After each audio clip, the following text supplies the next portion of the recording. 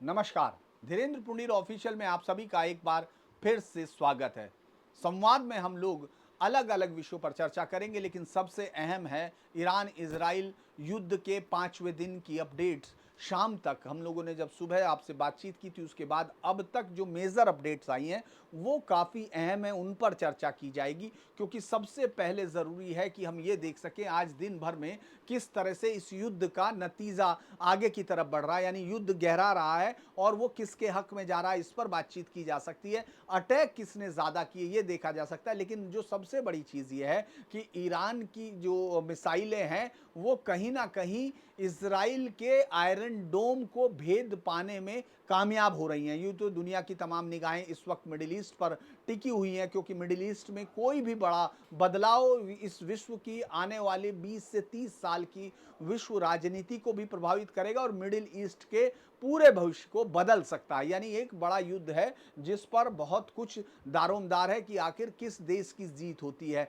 इस समय इसराइल पर अटैक जो किए हैं उनमें सबसे अहम अटैक है मोसाद के हेडक्वार्टर पर। यह एक बहुत बड़ा, मैं कह सकता हूं कि ईरान के मिसाइलों का एक बड़ा अटैक है और वहां से उनकी जो इमारत है, जो हेडक्वार्टर है मोसाद का, वहां से धुआं उठता दिख रहा है। इस दौरान मिलिट्री इंटेलिजेंस की एक दूसरी जो जासूसी संस्था है, वो अमन खुफिया एजेंसी कहा जाता है, वो भी, उसकी भी जो बिल्डिंग्स है उस पर भी मिसाइल का अटैक होने की बात है, वहां से भी नुकसान हुआ है ये बताया जा रहा है। लेकिन इजरायली हमले में जो हुआ है वो मुझे लगता है कि ईरान के लिए और ज्यादा खतरनाक जो है युद्ध की तरफ बढ़ता हुआ साइन है, क्योंकि ईरान इसराइल ने अपने हमले से deputy commander major general Ali Sadmani की मौत हुई है। अली सादमानी यूं तो अभी 4 दिन पहले ही ये पदभार संभाला था, ईरान की खत्म अल अनबिया हेडक्वार्टर यानी सैन्य आपदा कमान का प्रमुख था। और इससे पहले 4 दिन पहले 13 जून को इजरायली हमले में जो मेजर जनरल गुलाम अली राशिद मारा गया था उसकी जगह इसने ली थी। राशिद की मौत ये पिछले शुक्रवार को हुई थी। और मैं इस समय तक अगर हम लोग देखें डाटा जो है, अभी तक बहुत ज़्यादा संख्या जो पता नहीं चल पाई है, तमाम जो एजेंसीज हैं वर्ल्ड की, वो अभी 400 जो ईरान में मरे हैं और अभी तक 24 से 28 के बीच में इसराइल में मरने वालों की संख्या है, जिसका डिटेल अभी आना शुरू होगा। लेकिन अभी हम लोग देख रहे हैं सादमानी आखिर ये कौन था। ये ईरानी सेना का डिप्टी कमांडर था और खत्म अन अलबिया का हेडक्वार्टर का चीफ था, ईरान के सर्वोच्च लीडर। इसकी इसकी मौत को क्यों बड़ा एक माना जा रहा है, क्योंकि ईरान का जो सर्वोच्च राजनीति जो धार्मिक लीडर है आयतुल्ला अली खामनेई के सबसे करीबी सैन्य व्यक्ति था। और ये रिवोल्यूशनरी गार्ड या IRCG जो GC माफ कीजिएगा, जो पूरे ईरान की ताकत का आधार माना जाता है, और खामनेई परिवार की जो ताकत है वो इसी IRGC के माध्यम से कंट्रोल होती है। और सबसे ज्यादा इसी को कहा जाता है कि यही ताकत का आधार है ईरान की। उसको भी दोनों की कमान संभाले हुए था। आज हम अपने इन अपडेट्स के बाद जो सबसे बड़ी बात है कि मैं आपके साथ ये खामेनेई परिवार क्या है, आखिर क्यों पूरी दुनिया में जो भी ईरान के दुश्मन है वो खामेनेई परिवार के दुश्मन क्यों हैं, वो सबसे पहले खामेनेई का सफाया क्यों करना चाहते हैं। आखिर खामेनेई हैं कौन? शिया धर्मगुरु हैं, पूरी दुनिया के शिया जितने भी मुस्लिम्स हैं उन सब के सर्वोच्च धार्मिक गुरु के तौर पर खामेनेई को देखा जाता है। लेकिन खामेनेई आखिर इतनी ताकत का इस्तेमाल कैसे करते हैं? खामेनेई का जो आर्थिक साम्राज्य है वो कितना बड़ा है और उसकी ताकत क्या है? IRGC को कैसे कंट्रोल करते हैं? और ये कहा जाता है कि ये जैसे ही ये जो सत्ता का हस्तांतरण है उनके बेटे मुज्तबा आने वाले समय के खामेनेई परिवार का जो अगला वारिस है वो क्या है, इस पर बातचीत मैं करूंगा। लेकिन उससे पहले सिर्फ अपडेट पर हम लोग बात कर रहे हैं। ये जो जिस तरह से पूरी तरह एजेंसी, एक और बड़ी अपडेट ये है, ये तो मोसाद पर अटैक हुआ ही है, लेकिन सबसे बड़ी एजेंसी IAEA ने जो कहा है, इंटरनेशनल एटॉमिक एनर्जी एजेंसी जो है, उसने बताया कि इजरायली हमले से ईरान के नतांज न्यूक्लियर साइट को नुकसान पहुंचाया है। ये एक्स पर पोस्ट की है। ये बहुत अहम जानकारी है, क्योंकि वहां से इसका मतलब ये है कि रेडियो एक्टिव जो धर्मिता है उसका मापन हुआ है, उसमें ये आया है। सिर्फ सैटेलाइट इमेज से नहीं, कुछ कोशिश की गई है, शायद वहां से ये जानकारी आ रही है कि वहां कुछ नुकसान हुआ है। इसके अलावा फोर्डो और इस्फहान जो दोनों बाकी यूनिट है, यूं तो ईरान की 4 अलग अलग जगह यूनिट्स हैं जिसमें की न्यूक्लियर साइट्स होती हैं, वो अलग अलग डिस्पर्सल मैंने आपको सुबह डिटेल में बताया था कि वो क्या है, लेकिन हम लोग उन न्यू रिसर्च सेंटर जो हैं 3 उनके बारे में आपको बता सकते हैं कि फोर्डो फ्यूल एनरिचमेंट है जिसमें 2200 सेंट्रीफ्यूज का इस्तेमाल करके यूरेनियम को 60% एनरिच किया जाता है। इस्फान न्यूक्लियर टेक्नोलॉजी सेंटर है, यहाँ यूरेनियम हेक्साफ्लोराइड रिएक्टर मूल फ्यूल और परमाणु हथियारों के लिए यूरेनियम मेटल बनाए जाते हैं। तीसरा जो सबसे इंपॉर्टेंट है नतांज का है, जहां 14,000 सेंट्रीफ्यूज का इस्तेमाल करके यूरेनियम को 60% तक एनरिच किया जाता है।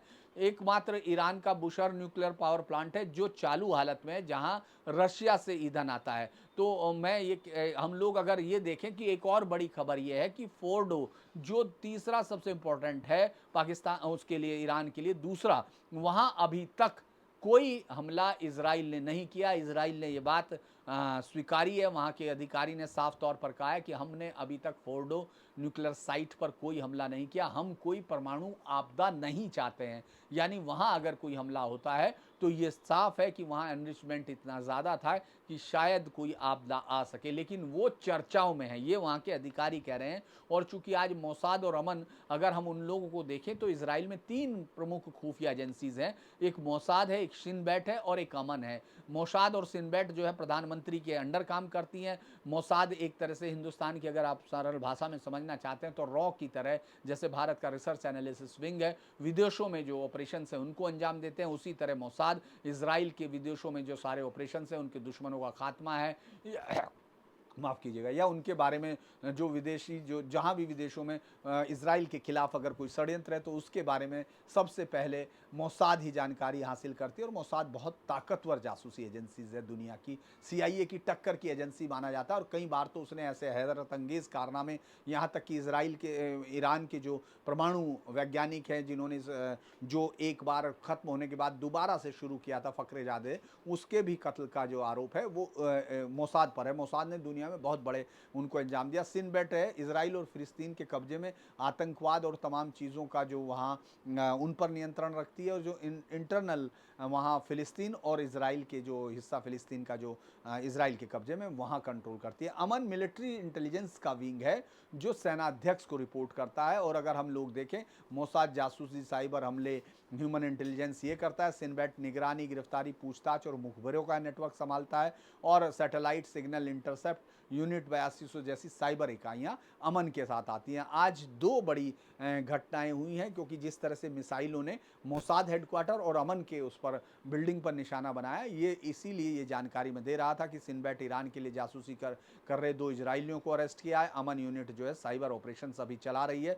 और मोसाद ने जून 2025 जो ईरान का ड्रोन अटैक है ईरान में जो हुए और जो हथियारों की तस्करी की, उसी के बाद वो संभव हो पाया, ये मोसाद की देन थी। और इसराइल, मैंने आपको बताया कि अब तक इसराइल पर 400 बैलिस्टिक मिसाइलों से हमले हो चुके, सैकड़ों ड्रोन डाले गए हैं, और 24 से 28 के बीच में अभी तक मौत की खबर है। ईरान में 400 से अभी तक आंकड़ा 400 तक बताया जा रहा है, लेकिन ये संख्या बढ़ सकती है क्योंकि 600 लोग घायल पड़े हैं। और अब इसमें हिंदुस्तान का जो मसला है वो 1000 लोग तो सिर्फ यूपी के फंसे हुए हैं, जो वहाँ धार्मिक यात्राओं पे गए थे। वहाँ काफ़ी कुछ चीज़ें बहुत ही जो हिंदुस्तान के शिया मुस्लिम्स हैं उनके लिए वहाँ कई सारे तीर्थ हैं, वो कौम जाते हैं। इसके अलावा दूसरे जो जियारत करने जाते हैं यहाँ से। और वहाँ लखनऊ के लोगों का, बहुत सारे लोगों का वहाँ ग्रुप है। ईरान के कुम शहर में 34 लोगों के साथ वहाँ मौजूद हैं, जो लखनऊ से सलाम एयर से धार्मिक यात्रा के गए थे। पहले वो सीरिया गए और फिर वहाँ से ईरान पहुँचे थे। वो 18 जून की फ़्लाइट थी जो कैंसिल हो गई है। ये एक मौलाना पहुँचे हुए हैं, उन्होंने नुसरत ने इसराइल और संघर्ष के बीच में अपना वीडियो भी जाहिर किया है। उन्होंने कहा वो मशहद, यानी जो एक धार्मिक स्थल है, वहाँ से निकलकर कुम जा रहे थे। कुम को ये भी कहा जाता है ईरान की जो है वो धार्मिक राजधानी है। तो इसमें अब लोग 1000 से ज़्यादा ईरान में फंसे हुए जो यूपी के लोग हैं, और पैसा और दवाइयाँ उनकी ख़त्म हो रही हैं, ये वो लगातार बात कर रहे हैं। अगर हम लोग भारतीयों के हवाले से देखें तो 3 पवित्र स्थल हैं जहाँ शिया लाखों की तादाद में हर साल जाते हैं। ये ईरान के महत्वपूर्ण धार्मिक स्थल मशहद है, कुम है और तेहरान में है। तो जहाँ ज़्यादातर लोग मशहद पहुँचते हैं, जहाँ 8वें शिया इमाम हजरत अली रजा की दरगाह है, ये शिया मुसलमान बहुत पवित्र माना जाता है। फिर उसके बाद कुम पहुंचते हैं। कुम जो है कुम में हज़रत मूसा अल काज़िम की बेटी बीबी फ़ातिमा की मज़ार है। ये दोनों ही शहर शिया समुदाय के लिए पवित्र माने जाते हैं। तो इस वक्त अगर हम लोग बात कर रहे हैं कि ईरान और इज़राइल के बीच में ये सबसे बड़ी वॉर चल रही है, जिसमें अब 5वां दिन है। तो हम अब इस पर आगे की तरफ बढ़ते हैं कि आखिर ये खुमैनी परिवार क्या है, क्योंकि खुमैनी परिवार इसको करता क्या है, किस तरह से पूरी ताकत को ऑपरेट करता है। दरअसल खुमैनी परिवार की जो सबसे बड़ी ताकत की शुरुआत होती है उस 1979 का ईरान का वो जो धार्मिक क्रांति का दौर है, वहाँ से वो शुरू होती है। कैसे ये कंट्रोल करते हैं, इस पर अगर हम लोग बातचीत करें और कैसे शुरू करें कि माफ़ कीजिएगा कि ये जो कैसे शुरू हुआ, इस पर अगर हम लोग बात करते हैं तो 1979 से लेकर आज तक ईरान में खौमेनी परिवार की सत्ता, नेटवर्क, आर्थिक साम्राज्य, उत्तराधिकार, आलोचना और यही सब चीज़ें वहाँ की राजनीति का बेस होते हैं। 1979 में इस्लामी क्रांति हुई और सत्ता का एक नया ढांचा तैयार हुआ। 1979 की क्रांति के बाद ईरान में शाह रजा शाह पहलवी, आज उनके बेटे ने भी एक बड़ी बात की है। उन्होंने कहा है कि ये सत्ता के परिवर्तन का समय आ गया। हालांकि उसका जवाब ख्वाजा आसिफ जो पाकिस्तान के रक्षा मंत्री हैं, उसका जवाब अगर आप देखेंगे तो सड़क पर जिस तरह से एक सड़क की भाषा होती है उसकी तरह जवाब देने की कोशिश की है। लेकिन फिर भी जो ईरान के अंदर बदलाव की बात हो रही है उस पर हम लोग चर्चा कर रहे थे। ये जो है 1979 में जो ईरानी क्रांति के बाद शाह रजा शाह पहलवी का दामन बदला गया, वो आयतुल्लाह रोहल्ला खोमैनी ने किया। उसको अगर हम लोग देखते हैं विलायत फ़क़ीह कहा गया। ये जो व्यवस्था जो चल रही है इसको विलायत फ़क़ीह कहा जाता है, जिसमें धर्म गुरु की सर्वोच्च सत्ता होती है। उसके बाद फिर लोकतंत्र की बात हो सकती है, उससे पहले नहीं। 89 में ही रोहल्ला खोमैनी का निधन हो गया था। उसके बाद अली ख़ामनेई को ही सुप्रीम लीडर बनाया गया था। जो सुप्रीम लीडर था उसके जो ऑफिस को सर्वोच्च ताकत दी गई, यानी वो सत्ता के सर्वोपरि है, उसके ऊपर सत्ता नहीं है और धीरे धीरे वो पॉलिटिकल अथॉरिटी भी बन गया पूरे उसमें। और ये अगर हम लोग 1989 से अब तक की बात करें तो ये खोमेनी ने शुरू में जब शुरुआत की थी तो खोमेनी जितनी धार्मिक प्रतिष्ठा उनको नहीं थी, जैसे आयतुल्लाह रोहल्ला खोमेनी को जिस तरह की पूरी दुनिया में एक बहुत बड़े धर्मगुरु के तौर पर देखा, खामेनी को उस तरह नहीं थी। लेकिन धीरे धीरे उसने संस्थागत नेटवर्क तैयार किया, सुरक्षा एजेंसी और क्रांतिकारी गार्ड्स यानी आईआरजीसी का नेटवर्क तैयार किया। ये जो आईआरजीसी है इसकी भी स्थापना 1979 में हुई थी। इसके बारे में आपको मैं बताऊंगा कि कितना ज़्यादा है। तो खोमेनी ने सुप्रीम लीडर के दफ्तर यानी बैत राहबरी को एक विशाल नौकरशाही में बदल दिया, जिसके पास बजट है, नियुक्तियां करते हैं और नीति निर्धारण की पूरी ताकत है। यानी सत्ता का केंद्रीकरण बजाय इसके कि जो लोकतंत्र से चुने गए नेता हैं, इसकी बजाय बैत रहबरी हो गया। राष्ट्रपति, संसद, न्यायपालिका, सेना, मीडिया, यहां तक कि मस्जिदों पर सर्वोच्च नेता का नियंत्रण है। आईआरसीजी जो जीसी ग्रुप है यानी इस्लामिक रिवोल्यूशनरी गार्ड कॉर्प्स को खामेनी ने अपनी सत्ता का सबसे बड़ा स्तंभ बनाया। ऑल जो ये तमाम चीज़ें हैं इसमें ऑल उसमें Ali info Iran unravelled how the revolutionary एक किताब थी जिसमें कंप्लीट बताया गया कि कैसे उन्होंने इसको बदला। इस पर विशेषज्ञों की राय जो अगर हम लोग देखते हैं तो Khamenei genius was to transform की खामेनी की जो सबसे बड़ी ताकत थी, जो सबसे बड़ी उसकी जीनियस बात मानी गई कि उन्होंने सुप्रीम लीडर ऑफिस को जो है सेंट्रल नोड बना दिया, यानी ईरान की केंद्रीय नर्व बना दिया जो ईरान का पावर स्ट्रक्चर है और अपने आप को इंडिस्पेंसिबल यानी असंभवी है, वो उसके बिना कोई काम नहीं हो सकता, ये ताकत किया। अब ये उनके परिवार का क्या है और इसका सत्ता का नेटवर्क क्या है, इस पर बात करते हैं। तो परिवार की बेटे मुज्तबा को लंबे समय से तैयार किया जा रहा है। उनको कहा रहा है परिवार के अन्य सदस्य हैं जैसे बहन बदरी और भाई हादी और कभी के विरोधी रहे, लेकिन सत्ता का केंद्र मुज्तबा और खामेनी के सभी जो करीबी जो सलाहकार है उनके हाथ में कंप्लीट।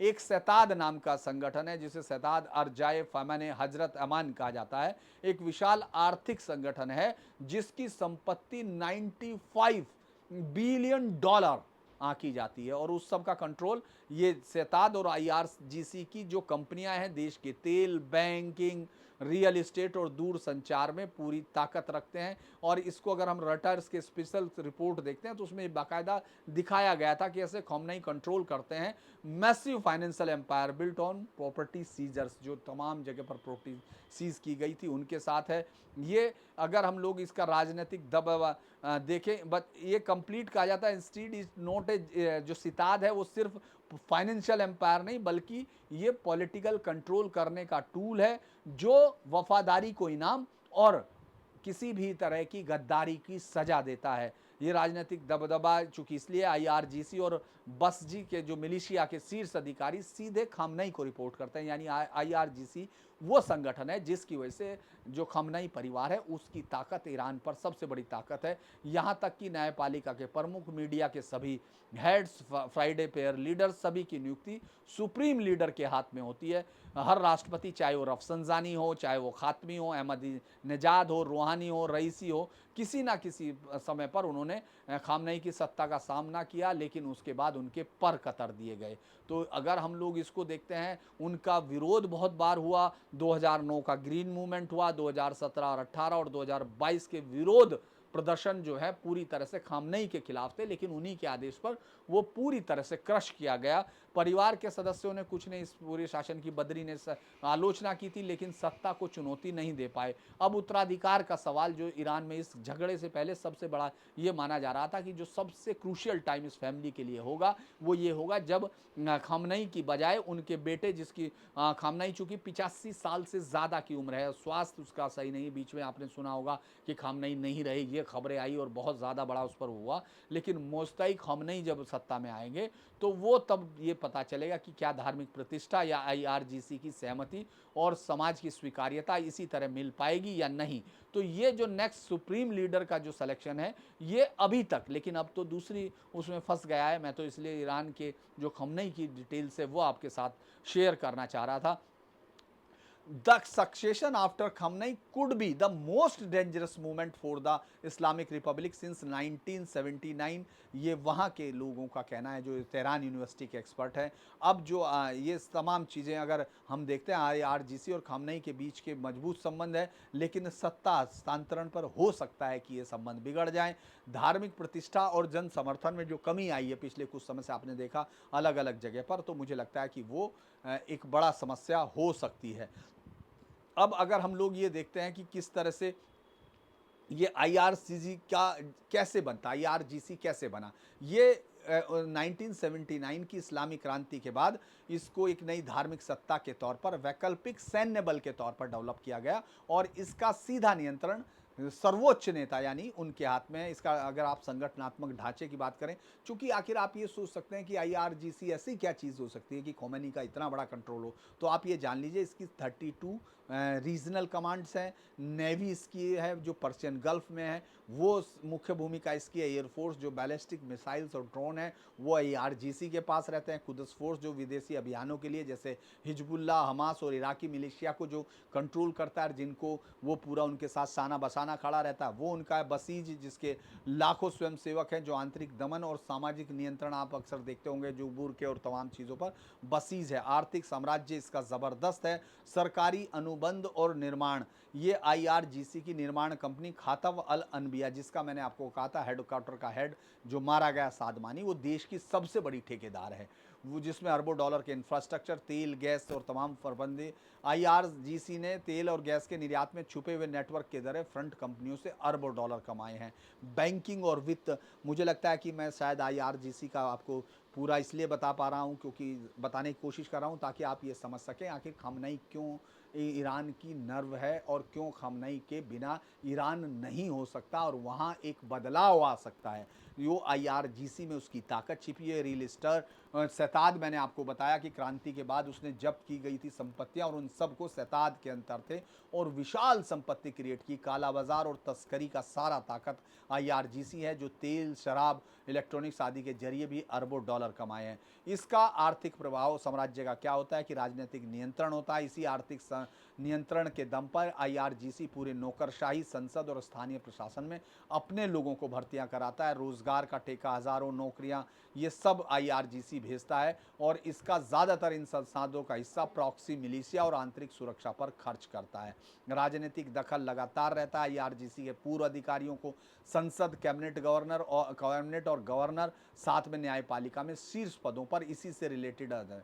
अब ये आईआरजीसी की सबसे बड़ी ताकत खamenei का जो उत्तराधिकारी है उसको चुनने की होगी, लेकिन मुझे लगता है कि ये अब बड़ा ज़्यादा ज़बरदस्त होगा, क्योंकि आईआरजीसी को बाहरी अमेरिका, यूरोप, खाड़ी के कई देशों ने आतंकी संगठन भी घोषित किया गया है, जिसकी वजह से उसका बाहर सब होता है। लेकिन अगर हम लोग कहें विशेषज्ञों की राय के तौर पर कि आईआरजीसी केवल सैन्य शक्ति नहीं है, बल्कि ईरान की अर्थव्यवस्था, राजनीति का सबसे बड़ा ज्वाइंट है। इसकी आर्थिक पकड़ इतनी गहरी है कि अब ये धार्मिक सत्ता के लिए भी चुनौती हो सकता है। तो मुझे लगता है कि हम लोग खमेनी के बारे में जो मैं आपको बताना चाह रहा था वो थे। आज हम लोग आगे की तरफ एक बड़ी खबर की तरफ जाना चाहते हैं कि आपने देखा अब आखिर अभिषेक बनर्जी जो विदेश के उस प्रतिनिधिमंडल में शामिल थे, जिन्होंने पहलगाम के हमले के बाद भारत के रुख को दुनिया के अलग अलग देशों में रखा है, उसके बाद अगर हम देखते हैं कि जब वो देश में लौटेंगे, मैंने उस समय भी आपके साथ जब चर्चा की थी, मैंने कहा था कि असली रुख पता चलेगा जब वो बंगाल की धरती पर कदम रखेंगे, क्योंकि विदेश में तो काफ़ी बड़ी बातचीत की और आखिर जैसे ही बंगाल में आए तो उन्होंने अपने रंग शुरू किए हैं, क्योंकि चुनाव सामने है। और बहुत सारे लोगों को ये लगता है, अगर हम लोग बात करते हैं कि बीजेपी के खिलाफ ममता बनर्जी मुस्लिम वोटों का जो संग्रहण कर रही है, यानी उनका तुष्टीकरण कर रही है, उसका निशाना बीजेपी है। लेकिन जो अगर हम बंगाल की राजनीति को और गौर से देखने की कोशिश करते हैं तो बंगाल में इस वक्त मुस्लिम वोटों की लड़ाई के लिए टीएमसी को वहां ज्यादा लड़ना पड़ रहा है। यानी अगर फुरफुरा शरीफ के अब्बास सिद्दीकी के साथ देखें, जो आईएसएफ यानी इंडियन सेकुलर फ्रंट बनाकर जिसने पिछले चुनाव में कई सीटों पर थोड़ी सी स्थिति खराब कर दी थी, लेकिन 2024 में वो और आगे की तरफ बढ़ा। और ये जो बयान आने शुरू हुए हैं, जो आज का बयान था, मुझे लगता है कि मैं उस बयान से शुरू करता हूं, फिर बाद में इसकी हम लोग क्यों फुरफुरा शरीफ और क्यों ममता बनर्जी इतना ज़्यादा तुष्टीकरण के लिए जोर दे रही है। क्योंकि बीजेपी के खिलाफ तो वो वैसे ही लीड लिए हुए हैं, उनके पास मुस्लिम वोट एक मुश्त है, प्लस हिंदुओं के काफ़ी बड़ा वोट बैंक है, जिसने बीजेपी से अलग हटके जो भद्र लोग है वो ममता बनर्जी के साथ खड़ा होता है। लेकिन ऐसा क्या है कि अब इतना ज़्यादा उनको तुष्टीकरण करना पड़ रहा है, मैं इस पर थोड़ा सा एनालाइज करूंगा। लेकिन उससे पहले अभिषेक बनर्जी के उस बयान की तरफ मैं बात करता हूं जहां से हम लोगों ने इस खबर की शुरुआत की है। दरअसल जो अभिषेक बनर्जी जो खुद प्रतिनिधिमंडल का हिस्सा थे, उसने सार्वजनिक तौर पर यह सवाल किया कि जो ये गए थे प्रतिनिधिमंडल, इनका क्या हुआ है, इनसे अकाउंटेबिलिटी फिक्स करनी थी, और जिन 33 देशों में गए उनमें से कितनों ने भारत के रुख का समर्थन किया। देखने में ये सवाल आपको एक सतही सा राजनीतिक सवाल लग रहा होगा, लेकिन इसका जवाब थोड़ा गहरा है कि ये सवाल क्यों है। क्योंकि जबकि अभिषेक बनर्जी इसमें शामिल होने के लिए उन्होंने अपनी पार्टी के सांसद यूसुफ पठान का पूरा पत्ता कटवाया था, यानी अपने ही सांसद को हटाकर वो वहां शामिल होने गए थे। उनकी एक कोशिश थी कि उनको राष्ट्रीय स्तर पर यह माना जा सके, तो बड़ी कोशिश थी। अब हम अगर उस पर बात करते हैं कि ये बयान क्या है, इसके गहरे अर्थ क्या है, इस तरफ चलेंगे।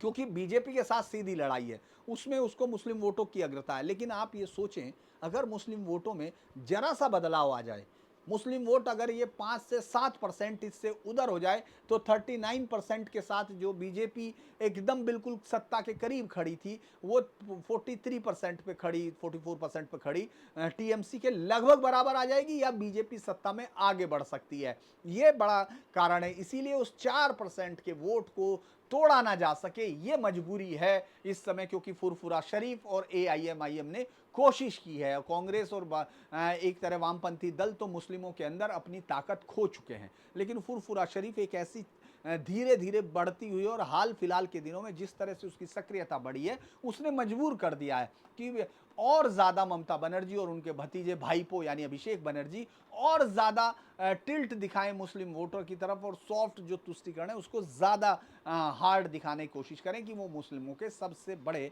जो खैर ख्वाह हैं। उस पर बात करते हैं। इसके बाद एक और खबर पर ध्यान रखिएगा, एक और हम लोगों को दरगाह पर बात करनी है। एक ऐसी दरगाह जिसका न मालिक कोई है, जिसका चौकीदार गायब है, और जिसमें बहुत सारी चीज़ें थी। माफ़ कीजिएगा, मैं उस पर जाऊँगा, लेकिन पहले इस खबर के तौर पर बता दें दरअसल टीएमसी को मुस्लिम निर्णायक वोटों के बीच में आईएसएफ, एआईएमआई और कांग्रेस से इस समय चुनौती दिख रही है और उसको लग रहा है कि ये 4 से 5% वोट जा सकता है। क्यों? क्योंकि टीएमसी ने कहीं-कहीं बैलेंसिंग करने की कोशिश की और चूंकि जो मुस्लिम तुष्टीकरण का आरोप बीजेपी लगा रही थी तो उसकी मजबूरी ये थी कि नेशनल पर किसी भी तरह हिंदू वोटों का कंसोलिडेशन ना होने दे, लिहाजा ममता को कई जगह झुकना पड़ा और वही दिक्कत उसको मुस्लिम वोटों में आ रही है। लिहाजा हम लोग बात करते हैं कि पश्चिम बंगाल की कुल आबादी में आपको मालूम है 30% तक मुस्लिम है। मुस्लिम बहुल जिले भी मैं आपको कई बार बता चुका, मालदा, मुर्शिदाबाद, उत्तर दिनाजपुर, बीरभूम, दक्षिण 24 परगना और मुस्लिम इनमें से कई विधानसभा सीटों में 50 से 70% हैं। टीएमसी को 2021 में इन पूरे इलाकों में बड़े पैमाने पर समर्थन मिला, लेकिन अब एआईएसएफ और जो मतलब एआईएमआईएम और आईएसएफ और मुस्लिम कांग्रेस भी कोशिश कर रही कि वो बंटवारा कर सके। अब अभिषेक बनर्जी का बयान जो है इसी को लेकर कोशिश किया कि इस बयान को देके इस बंटवारे को रोक सके और ये मुस्लिम समुदाय का जो बड़ा वर्ग, ऐसा लग रहा है टीएमसी को कि वो पाकिस्तान की नीति से बीजेपी की थोड़ा असहज महसूस कर रहा है। जितना मतलब ये एक असेसमेंट है जो टीएमसी को लग रहा है कि जो ये माना जा सकता है। टीएमसी जानती है कि अगर ऑल इंडिया मुस्लिम जो कांग्रेस, एआईएमआईएम जैसे हैं, अगर वो भावनात्मक मुद्दे उठाते हैं और वोट बैंक थोड़ा सा भी दरकता है तो सत्ता थोड़ी दूर हो सकती है टीएमसी से। इस बयान के माध्यम से वो दर्शाना चाहती है कि वो विदेशी जो बीजेपी की विदेश नीति है या मुस्लिम जो पाकिस्तान विरोधी रुख है उसके खिलाफ वो बहुत ज़्यादा उनके साथ सहमत नहीं है। तुष्टीकरण के कई सारे उदाहरण हम देख सकते हैं, जैसे योजनाएं देखें, सीए एनआरसी पर जो रणनीतिक चुप्पी रही थी, यानी बहुत कड़ा रुख टीएमसी ने सिर्फ आक्रामकता दिखाई थी लेकिन कानूनी चुनौती नहीं दी और इसके खिलाफ आंदोलन खड़ा नहीं किया। आपने देखा होगा बंगाल में अगर कहीं हुआ तो कानून व्यवस्था के लिए कोशिश की कंट्रोल किया जा सके, सिर्फ जुबानी जमा खर्च था। इससे मुस्लिमों के अंदर ममता को लेकर थोड़ी सी शंका पैदा हुई कि क्या वो हमारा वोट के तौर पर इस्तेमाल कर रही, ऐसा टीएमसी के एक्सपर्ट बता रहे हैं। वक्फ बोर्ड का विस्तार हुआ तो टीएमसी ने जो है अलग अलग जगह, कई जगह जो तुष्टीकरण है उस पर है। बंगाल वक्फ बोर्ड को टीएमसी के शासन में बड़ा अभूतपूर्व राजनीतिक वो मिल रहा है। कई मामलों में वक्फ संपत्तियों पर रिपोर्ट या तो बनाई नहीं गई या जांच से बचा गया, ये टीएमसी का था। पीएफआई पर बहुत बड़ी चुप्पी साधी गई थी। आपको मालूम होगा जब पीएफआई को प्रतिबंधित किया केंद्र सरकार ने तो बंगाल के सरकार ने ना स्पष्ट समर्थन जताया और ना ही सख्त कराई। ये वोट लूज फियर था, जो वोट लूज करने का फियर था, ये उसका हिस्सा माना जाता है। दुआरे सरकार की जो स्कीम है यूं तो वो पूरे दोनों के लिए है, लेकिन अगर आप उस स्कीम को देखें तो प्रशासनिक के नाम पर ज़्यादा इस फ्लैगशिप स्कीम को मुसलमानों के बहुल्य इलाकों में विशेष प्राथमिकता दी गई और इसे वोट फोकस डिलीवरी के तौर पर हम लोग देखते हैं। और दंगों की अगर हम लोग बात करते हैं तो आपको हाल फिलहाल का दंगा तो मालूम ही है, मुर्शिदाबाद में जिस तरह आया उसकी रिपोर्ट पर हम चर्चा कर चुके। लेकिन अगर पुराने दंगों की बात करें, मुर्शिदाबाद में तो हिंदू पलायन हुआ, रिपोर्ट में प्रशासन की निष्क्रियता दिखी, एफआईआर दर्ज नहीं हुई, आरोपियों की गिरफ्तारी नहीं हुई और जो चार्जशीट फाइल हुई उसमें वो आरोपी भी गायब है जिन पर हाईकोर्ट की समिति ने शिकंजा कसने का सिफारिश की थी। संदेश खली में आपको मालूम है जिस तरह से शहजाद को पकड़ा गया था, तृणमूल समर्थक जो मुस्लिम नेता था, बलात्कार उत्पीड़न के आरोप थे, लेकिन उसके बाद उनकी आवाज़ दबाने की कोशिश की, किसकी, पीड़ितों की, और बाद में विपक्षी दबाव के चलते गिरफ्तारी हुई, लेकिन राजनीतिक संरक्षण के आरोप आज भी हैं। बसीरहाट में जो 2017 फेसबुक के बाद दंगे हुए थे, सांप्रदायिक एक तरफा कार्रवाई हुई, मीडिया ब्लैकआउट हुआ और राणाघाट, नादिया, बीरभूम, इन सब में हम लोगों ने देखा कि हिंदू संगठनों को दोषी करार दिए गए और मुस्लिम्स को बचाकर। तो टीएमसी ये कोशिश करती है, तो आखिर सॉफ्ट इस्लामिक शिफ्ट ये और ज़्यादा हार्ड इस्लामिक शिफ्ट में क्यों बदल रहा है? वो है एमआईएम की आईएसएफ ने 2021 में दक्षिण बंगाल में टीएमसी के वोटों को काफ़ी नुकसान पहुंचाया था। एएमआईएम जो है, जो बिहार से जुड़े हुए हिस्से हैं उनमें अपनी सक्रियता बढ़ा रही है। यहाँ से जो मुस्लिम धर्मगुरु हैं और उनके साथ जो लोग हैं उनको आगे भेजकर इस वोटों को, तो यही बंटवारे का डर उनको डरा रहा है। अगर बीजेपी 35 से 40% वोट मिल जाएगी तो वो जीत जाएगी जो उसके आता है। ये बात टीएमसी के रणनीतिकारों को समझ में आ रहा है। तो ये कहा जा सकता है ये एक सोची समझी रणनीति का हिस्सा है और ये इतना मुस्लिम को गोलबंद करने की एक कोशिश है जो टीएमसी का बयान है, क्योंकि वो विवस्ता है, उसको मालूम है कि हमारी जान जो है उस पर जैसे तोते की जान उसमें होती है उसी तरह से इनकी जान बसी हुई है मुस्लिम वोटर्स में। इसीलिए अभिषेक बनर्जी को हमने ये देखा और भी ज़्यादा हम इसको देखेंगे इस तरह के आते हुए। अब एक और बड़ी चीज़ मुझे लगता है कि हम लोगों को उस पर बात करनी चाहिए, जो हम हमेशा जिसका ज़िक्र करते हैं, वो है कि जो मज़ारें, दरगाहें उगाई हैं, जिनके बारे में कोई मालूम नहीं है। अब इतिहास की कई सारी तो ज़िक्र हैं, कई मेले लगते हैं, लेकिन गुजरात के जामनगर में तो गज़ब ही हो गया।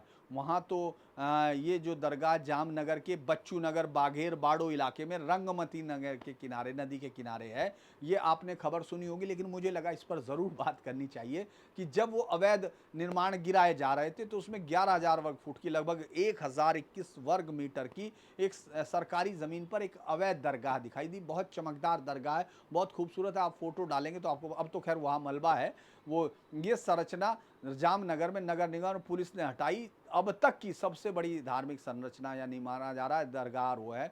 ये रंगमती और नागमती नदियों के किनारे बड़े पैमाने पर अतिक्रमण हुआ था, जिसमें ये दरगाह शामिल थी। अब ये अतिक्रमण बारिश के मौसम में बाढ़ जैसी स्थिति पैदा कर रहा था, तो इसीलिए इसको हटाया गया। जब अधिक जानकारी मिली, पुलिस जब अंदर गई, तो शानदार कमरे थे, महंगे संगमरमर थे, रंगीन टाइल्स थी, बाथ टब और स्पेशल रूम के वीडियो भी रिकॉर्ड इसमें किए गए। स्पेशल रूम के बाहर एक नोटिस लगा हुआ था कि ये प्रवेश प्रतिबंधित है, केवल अनुमति से ही प्रवेश मिले।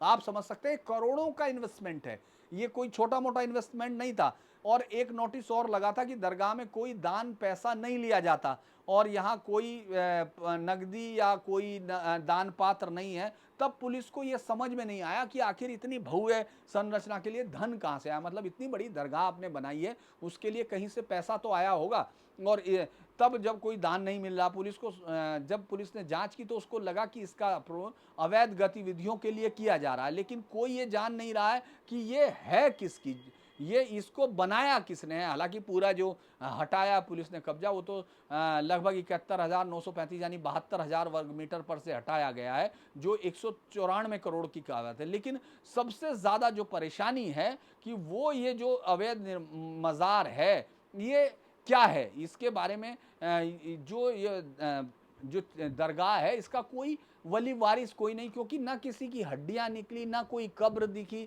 ना कोई इस तरह की जानकारी आई, ना उस पर ये लिखा हुआ कि ये दरगाह फला फला की है।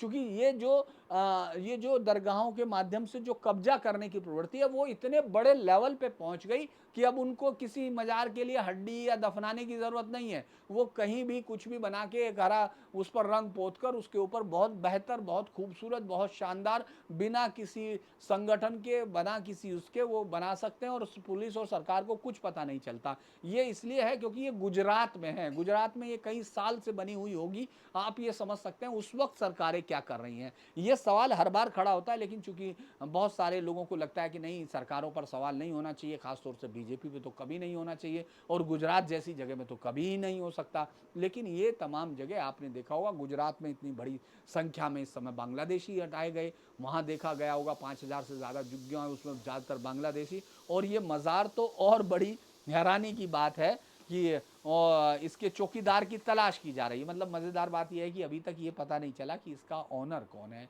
ये किसने बनाई, कौन संगठन है। इसका बस एक चौकीदार गायब है, सिर्फ चौकीदार के बारे में पुलिस जानती है, उस चौकीदार को ढूंढ रही है। और अब ये प्रशासन को संदेह है कि विदेशी फंडिंग है, लेकिन अब कोई आदमी तो सामने आए, कोई जमात तो मिले। तो ये एक बड़ी, मुझे लगता है कि खबर थी। ना तो ये पता चला कि पुलिस या प्रशासन ने कोई विशिष्ट नाम, उसका कोई नाम भी नहीं है, कोई दरगाह का नाम तो हो, ये यदि नाम था तो उसका बताया नहीं गया। क्योंकि दरगाह तो ये होती है, कहीं पीर हो, कोई संत हो, या संत तो नहीं होते, मतलब पीर या उनके कोई मौलाना हो। अवैध निर्माण, चूंकि अवैध निर्माण था तो कोई औपचारिक किसकी मजार है, क्योंकि दरगाहों में मज़ार होना चाहिए। सवाल जो खड़े होते हैं वो हैं कि हड्डी मिलने की कोई जानकारी सार्वजनिक नहीं की, यदि कोई मिली होती तो उसका कहीं जिक्र होता। चौकीदार का फरार होना ही बस जो है इस दरगाह के पकड़े जाने पर उसी में समझ में आएगा कि आखिर वो चौकीदार ही इतनी विशाल इमारत का निर्माता था। मुझे लगता है कि ये बड़ा इंटरेस्टिंग सी चीज़ है, जिसके बारे में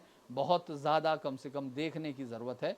वो अगर मैं एक छोटी सी खबर हम लोगों ने और देखी है, मुझे उस पर बात करने की इसलिए इच्छा है क्योंकि 2024 में एक लेटर दंडकारण्य में भेजा गया, जिसमें ये कहा गया कि अब जो है नक्सल मुक्त भारत का जो अभियान चलना है, उसको ज़रूरी है कि वहाँ से अपने जो दंडकारण्य वो जो उनकी सेना, मतलब एक तरह से कोर बनाई जाती है नक्सलियों की, वो कमज़ोर पड़ गई है, लिहाजा वहाँ से हट जाना चाहिए। 2024 का एक लेटर जो वो हुआ था, एक सामने आया।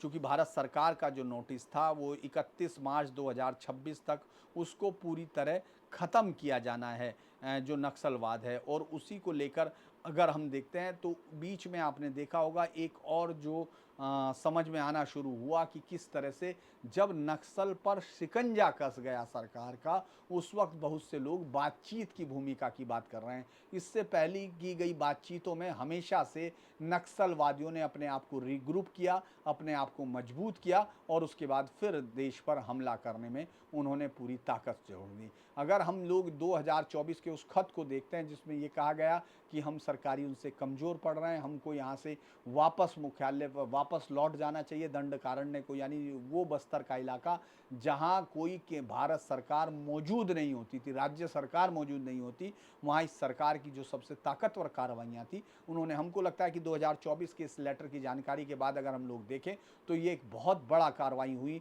जो हम लोग 2024 के बाद की बताते हैं, वो सबसे बड़ा छत्तीसगढ़ तेलंगाना सीमा पर जो नक्सल विरोधी ऑपरेशन था, जो मई में चला गया था। अभी आपने देखा होगा इसका ऑपरेशन, इसका नाम कर्रेगोट्टालू नाम था, जो पहाड़ पर केंद्रित था।